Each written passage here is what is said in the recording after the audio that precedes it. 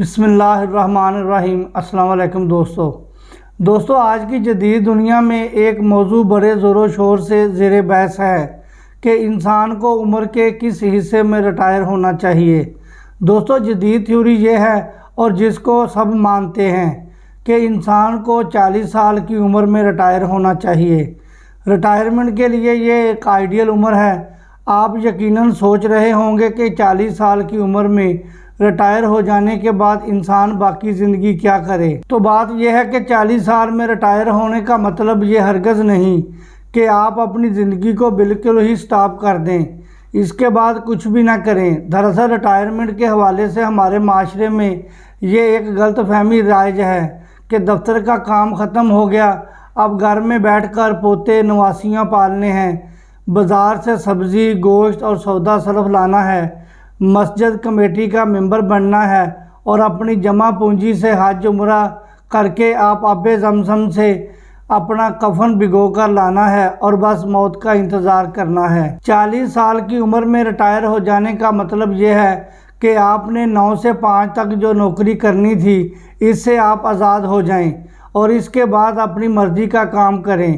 مگر یہ یاد رہے کہ 40 سال کی عمر میں ریٹائرمنٹ کا فیصلہ کرنے سے پہلے کچھ تیاری بھی ضروری ہے۔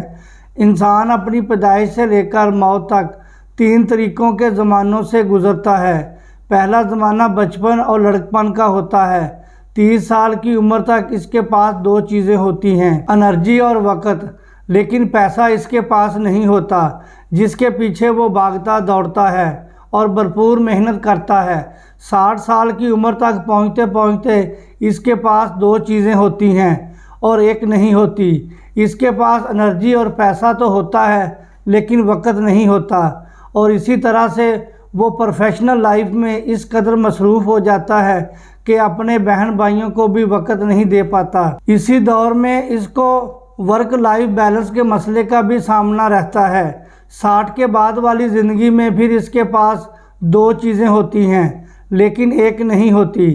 ساری زندگی کی محنت سے اس نے دولت خوب اکٹھی کر لی ہوتی ہے، ریٹائر ہو کر اس کے پاس وقت بھی بے تحاشا ہوتا ہے لیکن اب وہ توانائی اور انرجی نہیں ہوتی جس کی بدولت وہ کسی زمانے میں پہاڑوں کو سر کرنے کا حوصلہ رکھتا تھا۔ عالمی شہرت یافتہ مصنف ٹیم فیرس کہتا ہے کہ خوش قسمت انسان وہ ہے جس کے پاس ایک ہی وقت میں یہ تینوں چیزیں ہوں۔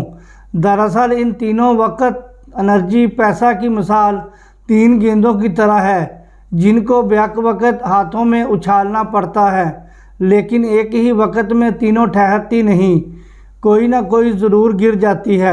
ہاں یہ بات ضرور ہے کہ ان کو ایک ہی وقت میں اچھالتے رہنا اور کسی کو بھی گرنے نہ دینا یقیناً کمال ہے۔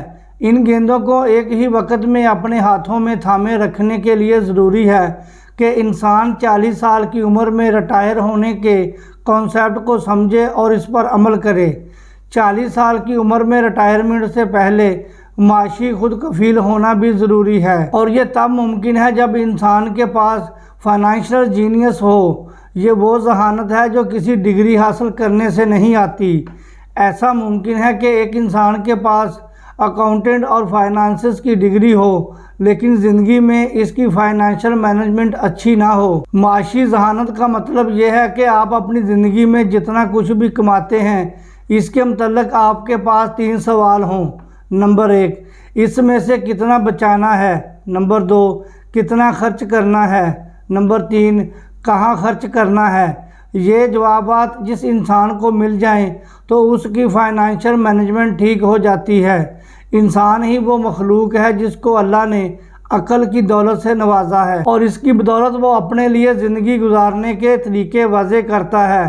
وہ اپنے ٹائم کو منظم کرتا ہے تو اس کے ساتھ ساتھ اپنی معاش کو بھی منظم کرنا پڑتا ہے، کیونکہ وہ جس دنیا میں رہ رہا ہے یہاں ضروریات زندگی پیسے کی بدولت ہی ممکن ہے۔ وہ جس گھر میں رہتا ہے اگر اپنا نہیں ہے تو کرایہ دینا ہوتا ہے۔ وہ بجلی، گیس اور انٹرنیٹ استعمال کرتا ہے جس کا بل آتا ہے۔ وہ بائک یا گاڑی چلاتا ہے تو اس کے لیے پیٹرول کا خرچہ بھی آتا ہے۔ الغرض وہ کھاتا بھی ہے، پیتا بھی ہے، پہنتا بھی ہے اور پیسوں کے بغیر ان سب چیزوں کا تصور بھی نہیں کیا جا سکتا۔ معاشی ذہانت کے متعلق رچ ڈیڈ پور ڈیڈ کے مصنف رابرٹ کیوسکی کہتا ہے کہ ہم لوگ اپنی زندگی میں ذمہ داریاں، اخراجات کے ذرائع تو بنا لیتے ہیں لیکن اپنے لیے اثاثے نہیں بنا پاتے۔ اثاثوں سے مراد وہ چیز نہیں جو انسان کو پیسہ بنا کر دیں، اور ذمہ داریاں وہ ہیں جن کی وجہ سے انسان کا پیسہ خرچ ہو۔ امیر لوگ اس لیے امیر ہوتے ہیں کہ وہ زیادہ سے زیادہ اثاثے بناتے ہیں، جبکہ مڈل کلاس لوگ اپنی زیادہ تر آمدن اپنی ذمہ داریوں پر خرچ کرتے ہیں، اور اسی وجہ سے وہ معاشی ترقی نہیں کر پاتے۔ معاشی ذہانت نہ ہونے کی وجہ سے لوگ جائیداد اور مکان کو اثاثہ سمجھ لیتے ہیں، جبکہ در حقیقت یہ دونوں چیزیں انسان کو پیسہ بنا کر نہیں دیتی، جبکہ انہیں کرایہ پر نہ دیا جائے، جبکہ اس کے برعکس معاشی ذہانت رکھنے والے انسان کے پاس جب پیسہ آتا ہے تو وہ اس سے اثاثے بناتا ہے اور ان اثاثوں سے ملنے والی رقم سے اپنے خرچے پورے کرتا ہے۔ یہ ایک حقیقت ہے کہ پیسہ انسانی زندگی میں اہمیت رکھتا ہے، لیکن ہماری بدقسمتی سمجھیے کہ ہم پیسہ کمانے پر تو بہت زور دیتے ہیں، اس کے لیے دن رات محنت کرتے ہیں، لیکن اپنے کمائے گئے پیسے کو منظم کیسے کرنا ہے اس چیز پر توجہ نہیں دی جاتی۔ زندگی میں کچھ ایسے اثاثے بنانا جو انسان کو معاشی طور پر خود کفیل کر دیں ایک آسودہ حال زندگی کے لیے ضروری ہے۔